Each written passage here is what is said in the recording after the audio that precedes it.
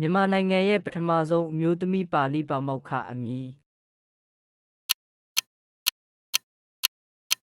အဖြေမှန်တော်အောင်မြန်မာနိုင်ငံမှာပထမဆုံးအမျိုးသားစာပေတသက်တာဆုရရှိသူအမည်အဖြေမှန်ပါရကူဦးလာချိုင်မြန်မာနိုင်ငံမှာပထမဆုံးတရားလွှတ်တော်များတဲ့အမျိုးသမီးတရားသူကြီးချုပ်အမည်အဖြေမှန်ဒေါ်ဝါဝါထွန်းမြန်မာနိုင်ငံမှာပထမဆုံးအောင်ဆန်းသူရိယဘွဲ့ရရှိသူ